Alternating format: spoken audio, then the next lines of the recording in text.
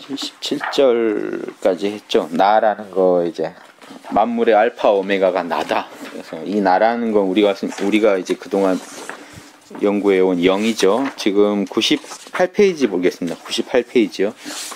77절을 지난번 했고요. 다시 한번 말씀드리면 예수님께서 말씀하시기를 나는 지금 77절이요. 77절 한번 다시 보고 가겠습니다. 지난 시간에 여기까지 하고 끝냈는데요. 77절 보이시죠? 예. 나는 모든 것들 위에서 빛나는 빛이요. 나는 모든 것이다 할 때 저희가 이렇게 짐작할 수 있죠. 예수님의 지금 영이 얘기하고 있다는 거예요. 혼은 우리가 항상 얘기했지만 차가운 쇠공이고 영은 차가운 쇠공이고 영은 뜨거운 불이죠. 예. 요거는 타오르는 불이고요. 이제 크리스마스도 다가오니까 아무튼 예수님 글을 그래도 우리가 읽는다는 게 좀 그래도 인연인 것 같습니다. 혼은 예, 차가운 쇠공이요. 이건 누구나 인간이면 똑같은 조건을 받은 겁니다. 그래서 예수님의 혼이라 할지라도 차가워요. 근데 예수님은 평생 추위를 못 느낀다는 거죠. 왜냐? 늘 영이 타오르고 있으니까. 하지만 실제로 성경 보면요. 젊었을 때 그랬다는 건 안 나와요. 예수님도 언제 이게 영이 들어오냐면 그 세례 받을 때요. 요한한테 세례 받을 때 하늘에서 부들기가 내려오듯이 성령이 딱 내려오고 그때 이후로 이제 성경에 쓰는 설명이 달라지는데요. 성령이 이끌어서 성령이 내몰아서 광야로 갔다라고 설명이 돼 있어요. 마태복음이나 보시면 마가복음이나. 그러니까 예수님이 혼이 가려고 했던 게 아니라 광야를 성령이 가라고 해서 억지로 가신 거예요. 광야를 가가지고 악마의 유혹을 그때 40일간 금식하면서 받고 성령이 충만해서 갈릴리로 돌아오니 사람들이 그 사람 이제 예수님 말을 듣고 환호하더라. 결국 성령이 충만해서 이제 왔다는 걸 강조해요. 그러니까 예수님의 본 인격이 아니라는 거예요. 그 부분을 계속 설명해 주는 거예요. 성령이 들어왔기 때문에 변했다는 거예요. 그리고 예수님 몸이 변하는 걸 보여주는데 언제 나오냐면요. 베드로가 이렇게 예수님 모시고 산에 올라갔는데 갑자기 예수님 몸이 환해지면서 변하더니 옆에 모세랑 엘리야라는 유대교 최고의 선지자들이랑 같이 셋이 이렇게 떠 있는 거예요. 그 산에 그 빛의 몸을 가지고 계신 거. 그래서 베드로가 제가 한 분당 하나씩 오두막 지어드릴까요? 하니까 예수님이 됐다고 하는 이제 그런 부분. 그래서 이제 그 산에서 변화했다고 그래서 이제 변화산이라고 하고 뭐 변화된 몸이라고 하고 하는 장면이. 그때 예수님이 되게 몸을 드러내 버릴 때가 한 번 있어요. 그럼 그 육신이 아니죠. 본인의 영적인 몸을 드러낼 때가 성경에 보면 한 번 나와요. 그때도 한 번 나와요. 그러니까 이런 얘기들이 성경에는 계속 있어요. 근데 이거는 처음에는 그 몸이 아니라 영이 이제 바뀌실 때 이 기간은 영이 확 바뀌어버리죠. 그래서 이 영이 하는 일이라는 거죠. 우리 혼은요 차가워요. 제가 항상 얘기하지만 이기적이고요. 여기는 예, 이익을 탐하는 자리고 예, 여기는 선을 좋아하는 자리고요. 근데 이때 제가 말씀드렸는지 그랬지만 선도 이익이에요. 같은 이익인데 왜 누구는 영이고 누구는 혼이냐. 제가 이 대화적 효율성이라고 하는 게 대화적인 이익을 추구하면 선이고요. 여기서 이익은 소화적이라서 그래요.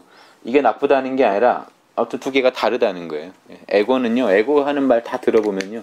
나한테 뭐가 유리할까예요. 그래서 어느 부분은 그러니까 이걸 없애면 사람이 아닙니다. 제가 이런 말씀 드린 이유도 혼은 적당하게 열기만 주면 문제가 안 생긴다는 말씀을 드리고 싶어서 하는 거예요. 만약에 열기를 안 주면 문제가 생긴다는 거예요. 지나치게 나만 이제 내 것만 추구하다 보니까 사이코패스가 된다는 거죠. 남한테는.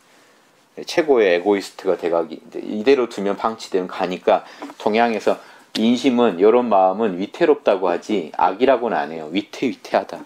요 마음은요 미약하다. 사람한테 있긴 있는데 없는 사람은 없어요. 약하다는 거고요. 요거는 나쁘다는 게 아니라 위태롭다는 거죠.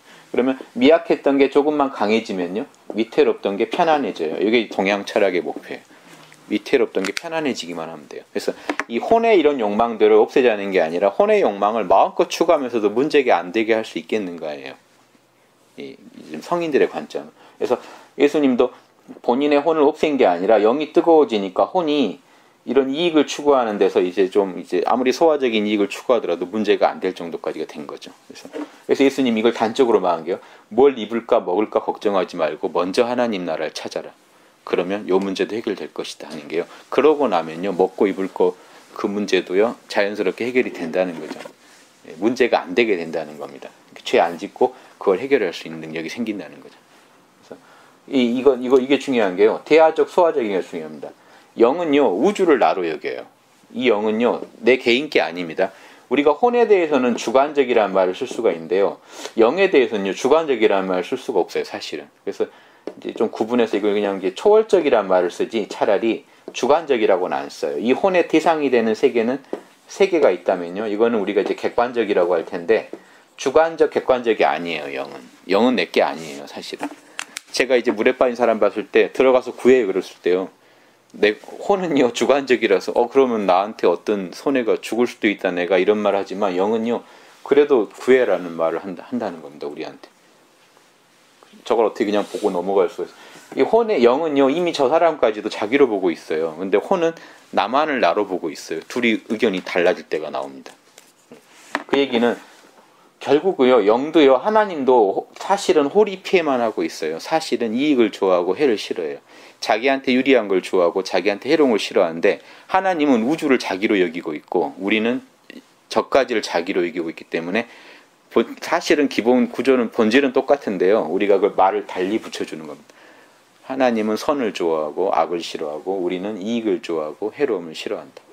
이렇게 대충 구분하시면 제가 늘 하는 거지만 요걸 갖고 보시면 예수님이 나는 모든 것들 위에 있는 빛이요 나는 모든 것이라고 할 때 이 영은요 지금 무한 우주를 나로 여기고 있는 나라서 이런 말이 나온다는 겁니다. 개인적인 나가 할 수 있는 말이 아니죠. 예수님 인격이요 성령 받기 전에 예수님이 할 수 있는 말이 아닙니다. 이거는 성령을 받은 상태에서 그걸 나라고 여길 때 영도 사실은 나잖아요. 내가 아닌 건 아니죠. 다만 주관적인 나가 아니라 온 우주를 나로 여기는 나기 때문에 나는 모든 것의 알파요 오메가다 이런 말을 하실 때가 있거든요. 예, 그런 것도 이런 원리에서 가능하다는 겁니다. 일단 이걸요 머리로라도 이해하시면요 변화가 일어납니다. 이걸 이해하시면요 내가 내 자신을 이해하는 데 도움이 돼요. 지금 이 철학자들이 이걸 안 나눠주면요 영과 혼을 안 나눠주고 자꾸 섞어서 얘기하면요 그 얼마 전에 이제 장하준 씨도 그 경제학 책을 쓰실 때 혼이 주로 하는 게 이기심이잖아요. 이기심 문제 있다. 이기심만 너무 추구하면 안 된다. 경제학 할 때. 특히 경제학은 이기심을 얘기하더라도 경영학은 이기심 얘기 안 한다. 왜냐하면 그랬다가는 회사 운영이 안 된다. 사원을 나로 여기고. 그러니까 아예 확장이 필요하잖아요. 결국 영이 작용을 해줘야 돼요. 그런데 그 철학자들이 아니시다 보니까 설명이 약간 모호한 거죠. 이기심만으로는 안 된다. 예, 좀 더 높은 좀 더 도덕적인 마음이 있어야 된다. 이렇게 도덕심을 얘기하신단 말이죠. 근데 이게 영과 혼의 이런 구조 때문에 나왔다는 얘기가 안 나오면 이기심만으로 안 된다. 도덕심이 좀 견제해줘야 된다. 그럼 여기 정확히 맞는 얘기지만도 이런 얘기를 하면은 바로 또 반경이 장하준이 말하지 않은 23가지 또 책이 나오면서 왜 이기심을 추악하게만 보냐 이렇게 또 나와요. 그럼 서로 모호하죠. 뭔가 이기심과 도덕심의 실체가 분명하지 않으니까 이기심 나쁘다 그러면 왜 나쁘게만 보냐. 그럼 저희는 뭐라고 하겠습니까? 아주 쉽죠. 혼은 원래 이기적이다. 영도 이기적인데 영은 나라는 개념이 크기 때문에 영을 따르면 우리 문제가 안 생긴다. 그래서 영의 제재만 받으면 이기심도 문제가 안 생기고 추악해지지 않고 영의 제재를 안 받으면 이기심은 추악해진다. 해서 정확히 분간해서 얘기해 줄 수가 있죠. 그래서 이런 개념이 좀 필요하다. 이걸 모르면 분석이 잘 안 되기 때문에 어디까지가 옳은지 그른지 이렇게 허용할 때 애매해집니다. 그래서 자기 입장대로 이제 그걸 따지는 거죠. 그래서 제가 그런 거 보면서도 철학이 꼭 필요하다 하는 생각을 했는데요. 그래서 나는 모든 것이고 나로부터 나왔고 보십시오.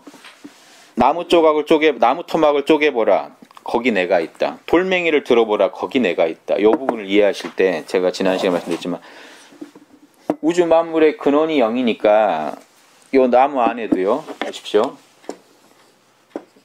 요걸 나라고 쳤을 때 지금 그림이 있죠. 알파이자 오메가인 우주의 영이 나라고 쳤을 때 우주에 존재하는 모든 것, 즉 원주상의 모든 점들을 갖다 만물이라고 봤을 때요.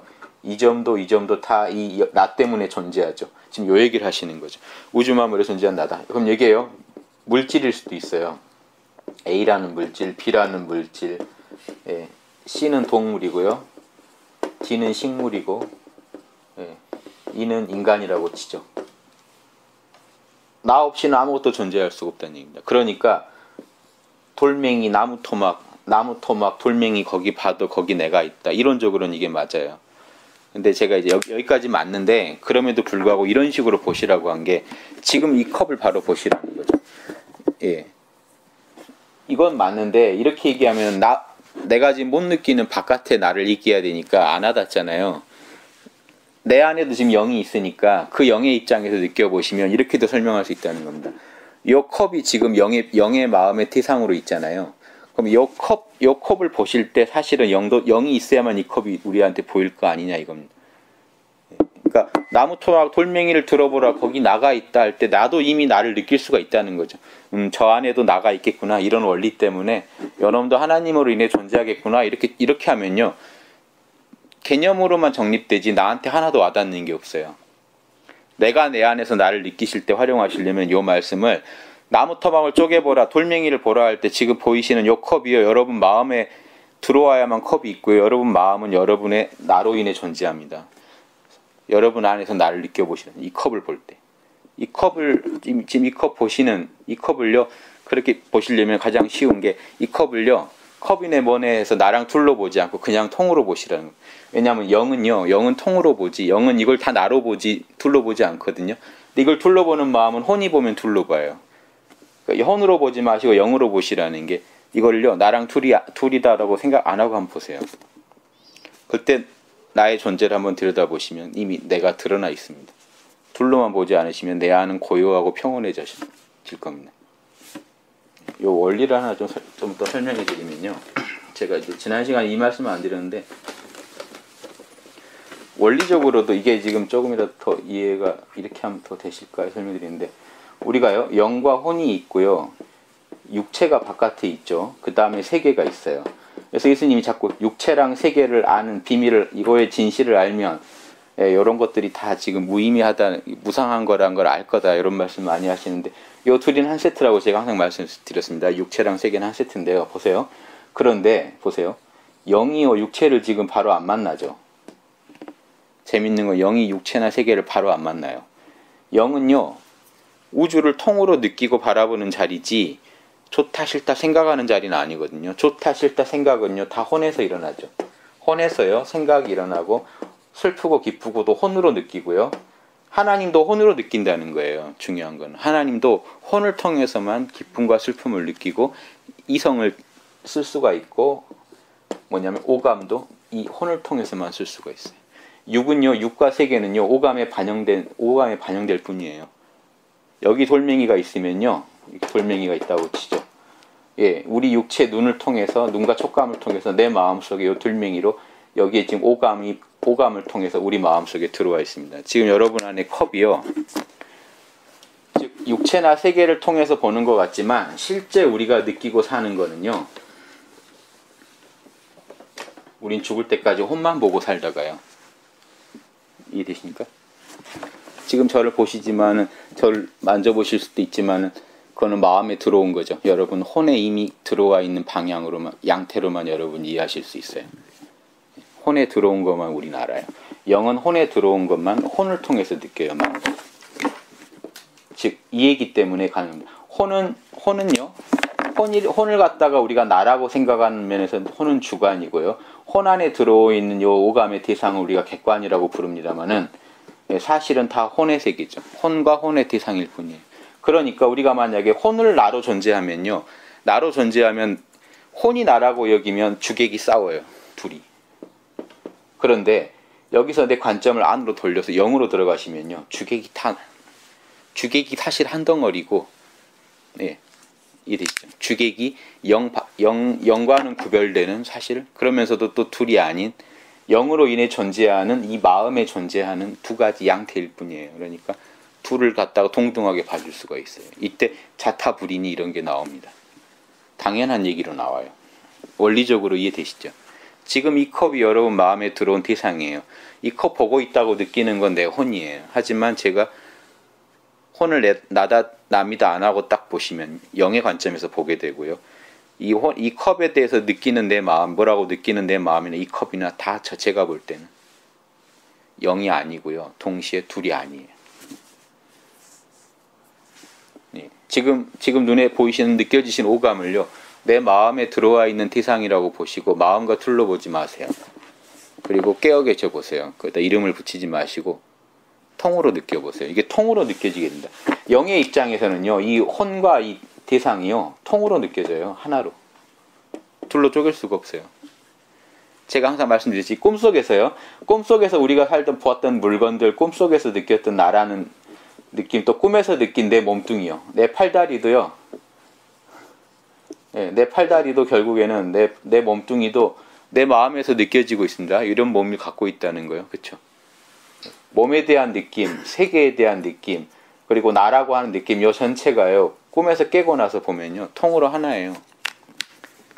이해되십니까? 우리 꿈속에서 그 세계나 그때 내 몸뚱이나 그때 느꼈던 내 마음들은요, 지금 깨서 보면은요, 나 아닌 것 같죠. 근데 그놈들 다 구분이 안 돼요. 통으로 하나지. 왜냐하면 꿈속이라는 게 어디 실제 건물 짓고 있었던 게 아니잖아요. 내 마음속에 있었지, 다.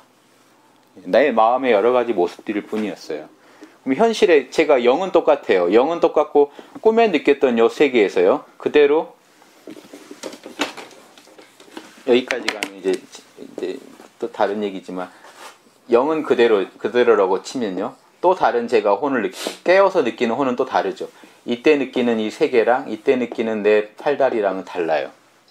그러면 이게 장자가 재물론에서 얘기한 거예요. 내가 꿈에서는요, 이 몸뚱이가 나비였어요. 네, 꿈에서는요, 나비로 다니다가 깨서 보니까 사람 몸뚱이로 있어요. 그러면 나비가 꿈을 꾼 거냐, 내가 꿈을 꾼 거냐, 이 얘기는요, 중요한 사실은 영이 같다는 거예요. 영은 같은데 영이 꿈속에서는 그 모습을 하고 있고 깨어서는 요 모습을 하고 있어요. 요게 주체가 아니라는 거예요. 혼이 주체가 아니고 영이 주체라는 얘기를 하고 싶은 게 호전몽이에요.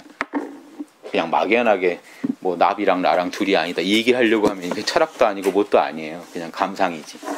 그냥 상상이고 허구죠. 근데 그게 철학책이 되는 이유가요, 꿈속에서 가졌던 거나 현실에서 가졌던 거나 이 두 개를 비교함으로써 진실이 드러나요. 내 안에 불변의 영이 있다는 거.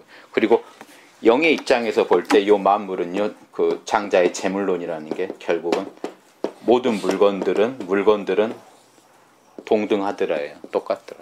재물이라는 게 영의 입장에서 보면 요놈이나 다 똑같은 내 영의 대상일 뿐이라는 거. 이게 재물론의 제일 마지막 장에 딱 나와요. 마지막 절에 이게 재물론의 요약을 우화로 하나 설명해 줘. 꿈에서 봤던 그 세계, 지금 내가 깨어서 보고 있는 이 세계, 둘 간의 차이가 없다는 겁니다. 영만이 동등하고 나머지는 다 똑같다. 다 내 마음일 뿐이라는. 그러니까 이제 바로 체험하시려면은 결국 나야, 그렇게 설득하는 것도 결국은 너라고 설득하는 거잖아요. 그러니까 나야 끝나죠. 내 것을 갖다가 놨을 때, 내가 순수하게 나로 존재할 때 내 것을 알 수가 있죠.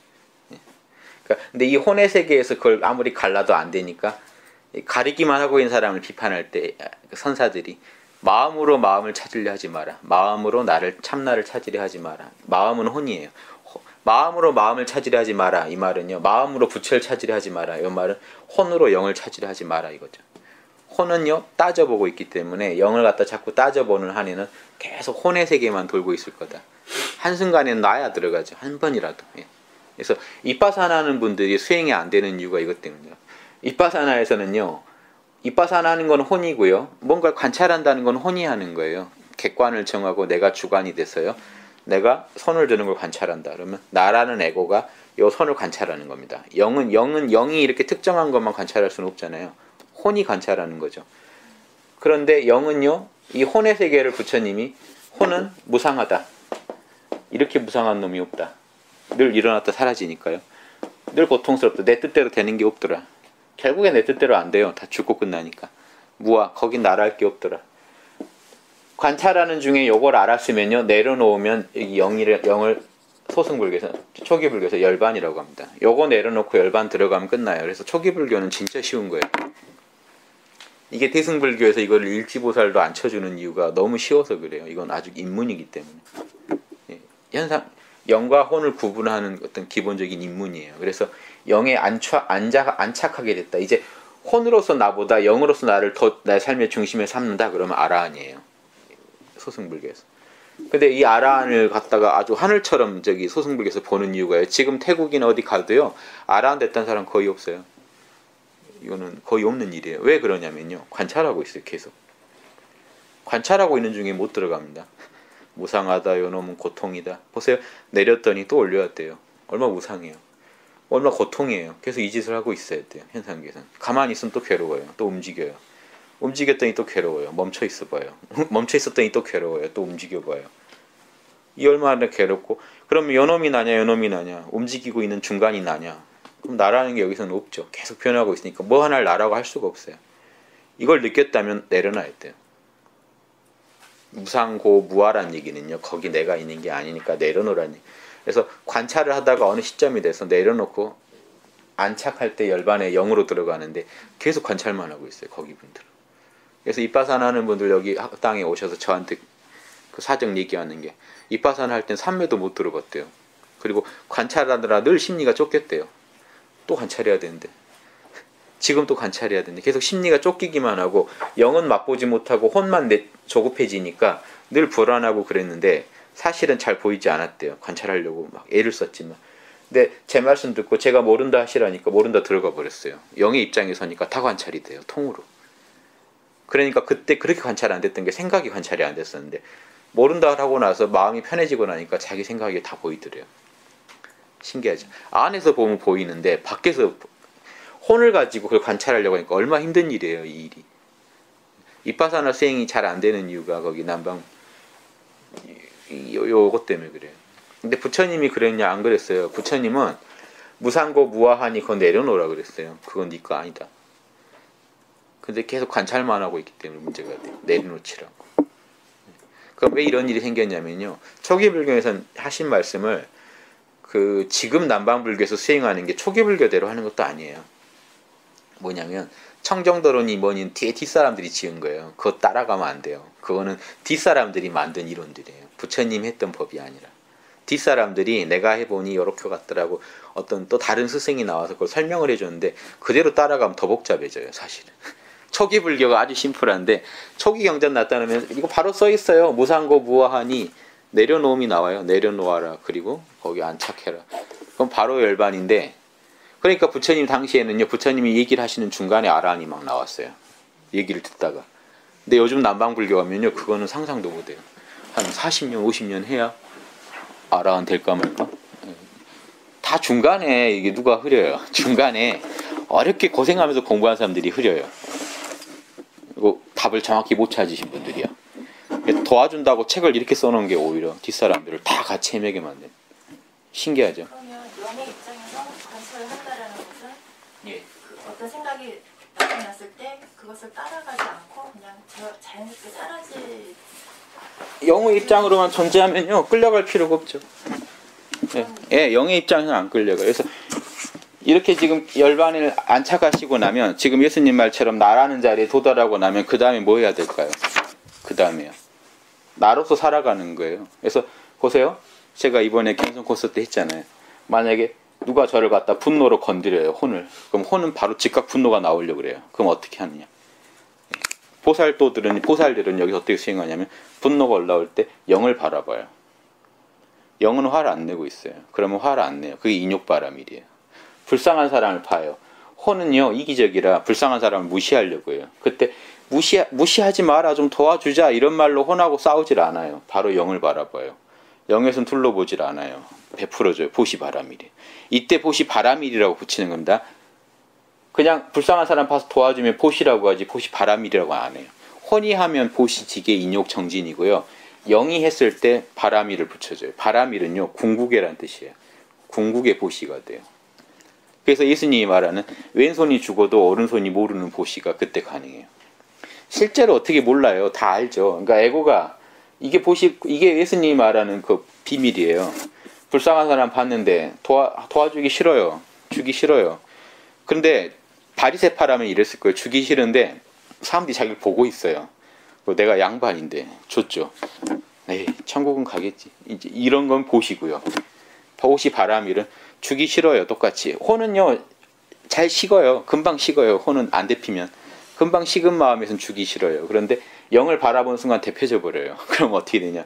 안 줄 수가 없게 돼요. 내 마음이 괴로워서 양심이. 요게 왼손이 한 거 오른손이 모르게 한다는 거예요. 혼이 한 게 아니거든요.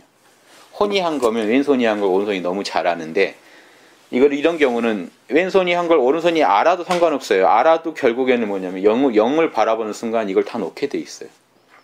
그래서 해주고도 놔버리고 해주고도 놔버리고 하면요, 그게 해주고 하나님도 덕이에요 하는 게 결국 그게 오른손이 모르게 하는 비법이에요. 난 다 알지만 하나님 덕이하고 알아버리고 나면, 영한테 그걸 던져버리고 나면 자기가 한 게 없어져 버려요.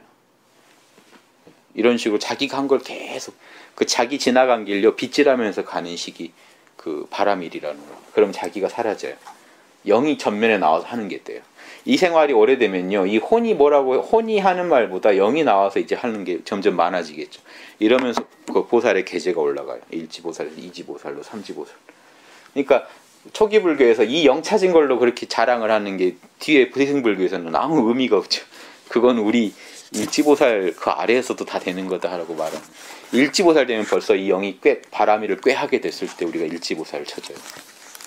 그래서 이런 차이가 납니다. 그래서 전혀 법이 달라요. 디승과 소승은요, 제가 좀 심하게 말하면 다른 종교예요. 두 개는 전혀 다른 종교예요.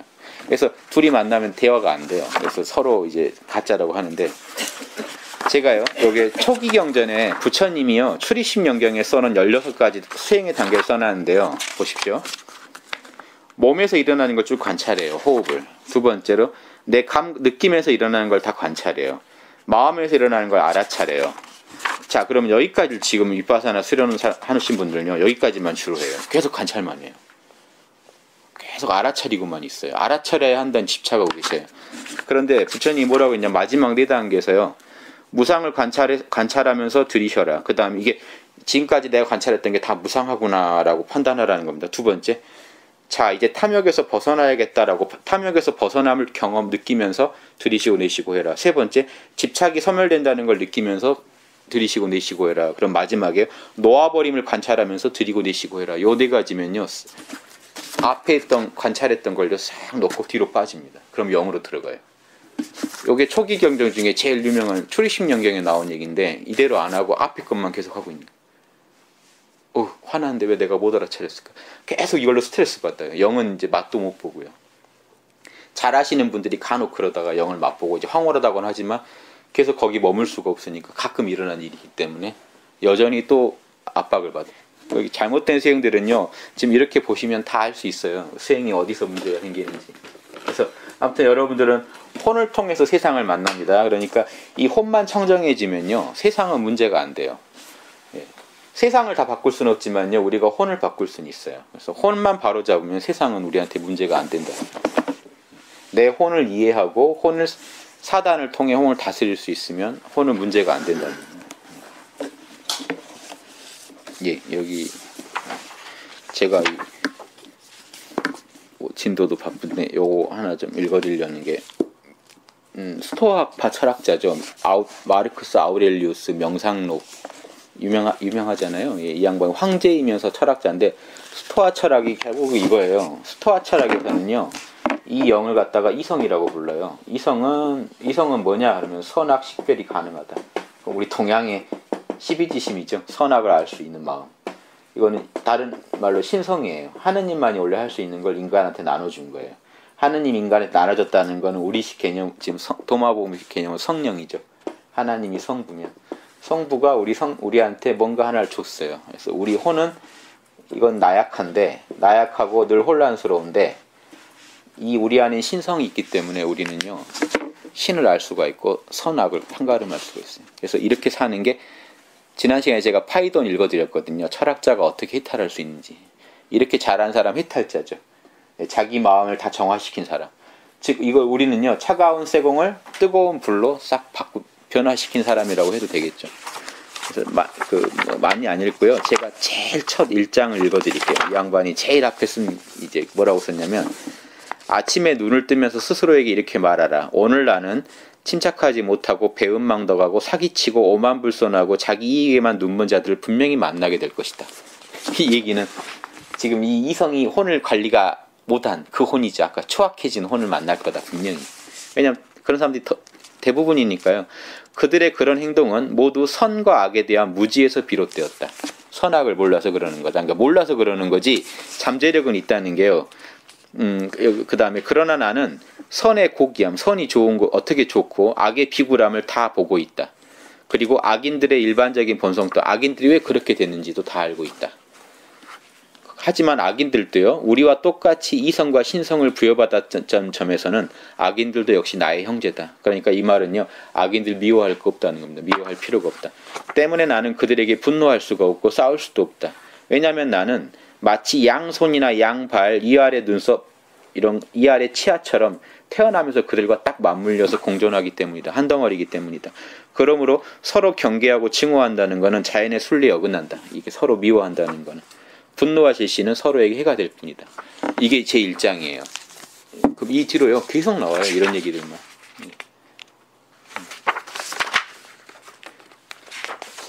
그 2장까지만, 2절만, 잠깐, 2절 앞부분만 읽어드리면, 나는 무엇인가?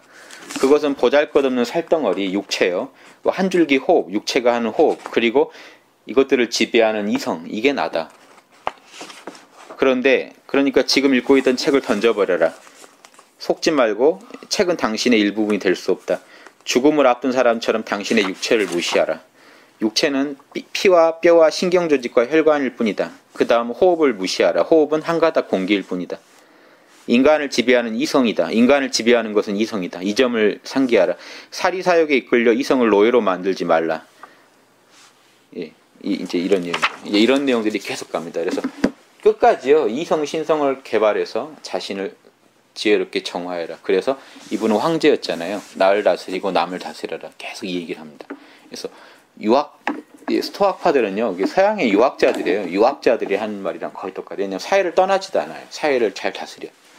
선과 악만 알면 사회는 겁낼 게 아니라는 거예요. 사회 안에서 내가 할 일을 잘하는 게 그게 군주다. 그래서 근데 이분도 재밌는 게요. 이분은 또 기독교를 배척했어요. 로마에 기독교가 하도 들어오니까 로마에는 이미 이런 철학들이 있는데 왜 자꾸 들어오나 해가지고 원래 이분이 볼 때는 오히려 뭔가 한 사람의 빠가 되는 이런 기독교적 행태가 좀 문제가 있잖아요. 그때 뭐 올바른 기독교였던 건 아니니까요. 광적인 광신도 문화였기 때문에 배척했기 때문에 이분은 오히려 기독교를 배척했어요.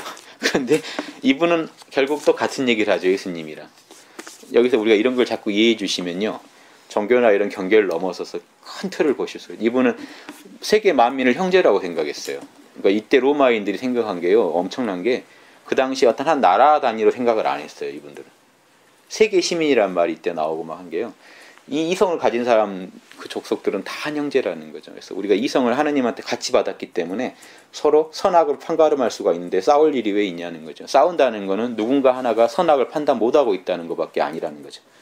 그래서 그런 경우는 잘 가르쳐주고 해가지고 잠재력은 다 있기 때문에 지금 들어도 이만큼 얘기할 사람 없을걸요. 지금 철학자 우리나라 어느 교수님도 아마 이렇게 권위를 가지고 얘기하긴 힘들어요.